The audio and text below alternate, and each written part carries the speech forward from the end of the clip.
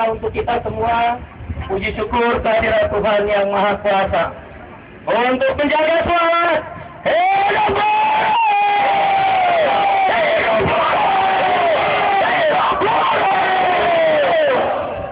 Terima kasih kawan-kawan.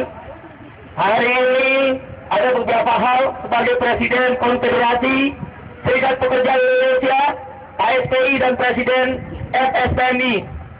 Pesan saya yang pertama dan yang utama, saya ingin bertanya pada kawan-kawan yang hadir hari ini, mewakili 600.000 guru yang ada di kota dan kabupaten Bekasi. Saya mau bertanya pada kawan-kawan, apakah kawan-kawan siap mogok nasional? Siap mogok nasional? Siap mogok nasional? Yang siap mogok nasional, angkat tangan. Bakal betul. Ya, ingat ya, angkat tangan. Yang nggak angkat tangan dan tidak mogok nasional 3 Oktober 2012 pasti masuk neraka.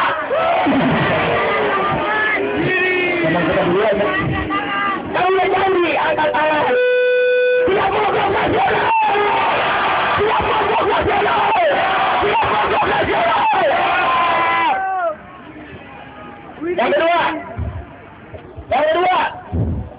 Yang kedua, saya ingin berpesan, jangan anarkis, jangan mengganggu ketertiban demo, dan jangan ada bakar-bakaran. Termasuk jangan tutup tol. Tapi kalau karena aksi jalan tol nggak bisa jalan, bukan salah boleh, salah yang pakai jalan tol. Kalau begitu. Ya, jangan anarkis, jangan membuat keonaran dan kerusuhan. Saudara, ayo buruh, kita berjuang mogok nasional ini adalah perjuangan yang suci dan bersih. Perjuangan kita dengan keikhlasan dan ketulusan. Perjuangan kita semata-mata untuk kebaikan dan kebesaran rakyat dan buruh. Kita ingin merubah nasib kita sendiri. Jangan pernah lepaskan perubahan nasib kaum buruh. Perubahan nasib rakyat di tangan pengusaha dan penguasa. Yang merubah nasib buruh adalah buruh kita sendiri. Karena itu saudara, sampaikan pada kawan-kawan kita, saudara-saudara kita yang ada di pabrik, ayo yang mau berubah nasibnya, ayo yang ingin ada sebuah kebaikan kaum buruh, sampaikan kepada mereka.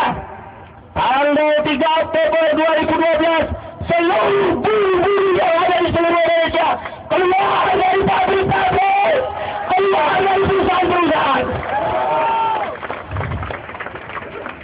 Saya mau tanya, kalau ada pabrik yang tetap produksi diapain? Sleeping. Diapain?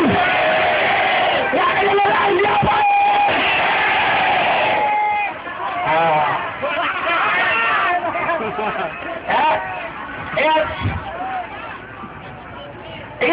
Ingat. 3 Oktober 2012. Ayo bangun kekuatan kaum buruh. Tunjukkan kalau mau bergerak, bersatu, keluar dari pabrik, maka ekonomi republik ini akan lumpuh total.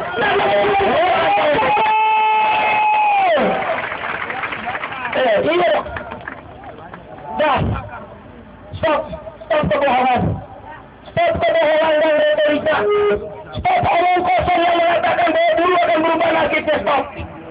Saatnya sekarang kita tunjukin, keluar dari pabrik-pabrik, keluar dari perusahaan-perusahaan, keluar dari tempat-tempat kerja kita, keluar menunjukkan bahwa kalau kaum buruh bergerak, maka kekuatan rakyat dan buruh akan merubah nasib bangsa dan negara yang kita cintai. Ya, teman-teman, saya nggak bayangin tuh, kalau nanti 2,8 juta di 21 kabupaten kota, kita Mandalika itu ke Bandung, kita konsolidasi di Bandung, Depok, Ispan, balik pergi ke Jawa Timur, Jawa Tengah, kemarin sudah ke Sumatera Utara, Obor ke Aceh, Obor baru tumben tuh, ke Aceh sholat dia, kalau nggak di Aceh nggak mau. Aku berdoain lah, terus-terusan. Kan Obor calon bupati 2014. Ada teman-teman, kalau 2,8 juta keluar, itu luar biasa. Lumpuh di negara. Itu saya ditanya dengan beberapa menteri dan pejabat. Mas Iqbal, Anda tahu nggak resiko kalau Anda menggerakkan kawan-kawan pemogokan 2,8 juta, maka akan membuat para investor dan ekonomi bangsa kita lumpuh dan akan mengalami kerugian. Saya bilang, jawaban saya sederhana. Pak, sengaja kami melakukan mogok nasional karena kami memang ingin melumpuhkan ekonomi, karena dia sudah lama dilumpuhkan dalam peristiwa. Ayo kawan saya, ayo dapat kendalikan, tunjukin, bangun kekuatan. Saya selalu mengatakan kemarin di Bekasi dan di beberapa daerah, bangun kekuatan ketiga di Republik ini. Satu, kekuatan pertama adalah NU, Nahdlatul Ulama, ada 40 juta orang anggotanya katanya. Yang kedua, Muhammadiyah, ada 25 sampai 30 juta orang. Oleh karena itu, tonggak sejarah belum pernah ada mogok secara nasional yang diorganisasi resmi. Jangankan setelah mogok nasional akan muncul kekuatan ketiga di Republik ini, yaitu kekuatan kaum buruh di seluruh Indonesia. Kalau kita kuat, saudara, kalau kita bisa menentukan arah perjuangan dan arah negara ini, saudara, tidak ada lagi tuh outsourcing. Sakit hati kita. Betul. Capek kita yang dibohongi. Saya bertemu dengan orang ibu, saya ulang lagi di cerita yang berjualan gado-gado. Saya tanya, oleh ibu, kenapa ibu berjualan gado-gado? Mas Iqbal, lihat suami saya pergi mengojek. Dia udah nggak ada lemburnya. Dulu kan muka-muka kusut kayak ini, ngejarnya lembur aja ya tak? Iya, ada kusut terus di mukanya. Kerjanya lembur aja. Dari mukanya udah kusut. 1 koma. Nasib 1 koma aja kalau kata Islam. Upahnya natakan. Mas Iqbal, suami saya ngojek. Dia karena lembur saya jualan gado-gado hanya untuk menyekolahkan anak saya. Ingat nih, yang perempuan punya anak. Yang laki punya anak nggak? Yang menanam saham lah sama yang perempuan kan? Kita semua punya anak. Kata ibu itu kepada saya yang tenyuh dan meneteskan air mata ketika sang ibu menjawab, capek-capek Mas Iqbal saya sekolahin anak saya. Bapaknya belain dia narik ojek untuk menambah biaya sekolah anak kami. Begitu dia lulus sekolah, begitu dia selesai sekolah, dia masuk lamar kerja jadi apa? Otosin lagi. Sakit hati saya, kata ibu itu. Sakitnya hati ibu itu adalah sakitnya kaum buruh di seluruh Indonesia. Apakah pendidikan yang layak hanya milik orang-orang yang punya uang saja? Kalau Anda pergi ke UI, tahu enggak? Tahunya BSI doang sih, di masalah ilmu. Indonesia. Kalau Anda pergi ke UI, dari mulai masuk UI, muter sampai fakultas hukum psikologi, fakultas hukum dan fakultas psikologi, semua itu mobil. Itu artinya apa, saudara? Yang bisa sekolah di UI, anak orang menengah atas yang punya uang. Betul. Pergi ke ITB, di depan Masjid Salman, di ITB itu semua mobil. Kalau udah nggak muat di dalam ITB, itu artinya apa? Hanya anak orang-orang yang punya uang saja yang punya kesempatan sekolah di ITB. Pertanyaan kita sederhana, apakah UI, ITB, UGM, sekolah-sekolah terbaik di negeri ini hanya milik orang-orang kaya? Apakah anak-anak buruh tidak punya kesempatan untuk mendapatkan sekolah yang terbaik di negeri ini? Mereka bisa menyekolahkan di sekolah-sekolah terbaik karena mereka bisa ikut bimbingan belajar. Tanya sama buruh nih, tanya sama Anda semua. Kalau Anda ikut bimbingan belajar, apakah bisa makan? Yasmin. Oleh karena itu, saudara, saya ingin menyerukan sebagai Presiden KSPI, Presiden SPMI, dan sebagai pemimpin buruh yang tergabung di Majelis Pekerja Buruh Indonesia MPBI. Stop retorika dan diskusi. Bagi kekuatan buruh, lawan dan untuk menunjukkan kemenangan kita.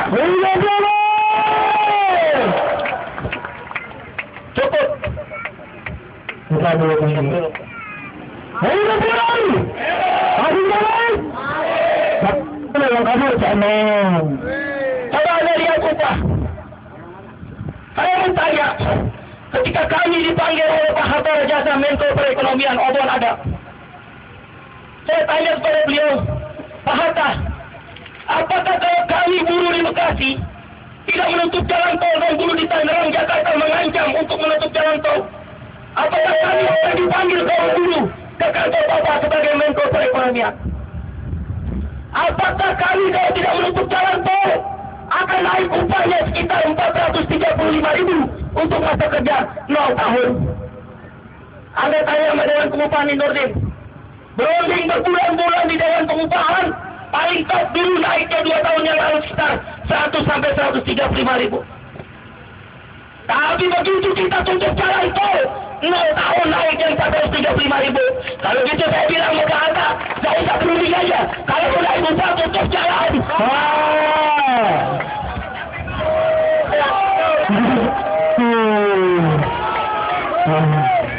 Berapa target upah di Bekasi Obon tahun ini? 3 juta. 2,5 juta. Itu yang 0 tahun. Jadi kalau 2,5 juta dari 1,491, itu naiknya 100%. Ada nggak boleh ubah? Nah, yang itu nggak boleh ubah ya. Oleh karena itu saya mau tanya sekali lagi, sila-sila berjuang menaikkan upah. Sila berjuang naik upah. Sila berjuang naik upah. Ayo, ya, kawan-kawan buruh. Ayo bersatu, ya. Kita akan melakukan perjuangan kenaikan upah agar daya beli masyarakat dan rakyat naik dan buruh tidak lagi dalam kemiskinan. Kita menolak sistem kerja outsourcing. Dan yang terakhir paling dari itu saya katakan, jaminan kesehatan itu seperti Presiden SBY bilang, katanya tahun 2019 dalam pidato Bapak di APBN tanggal 16 Agustus 2012. Saya mau bilang, perintah undang-undang, saya ulangi, perhatian, saya ulangi, perintah undang-undang bahwa 1 Januari 2014 tidak boleh lagi ada rakyat yang ditolak berasal rumah sakit dan klinik. Bukan 2019, bukan 2019, 2014 sudah harus dipastikan tanpa terkecuali tidak boleh ada satu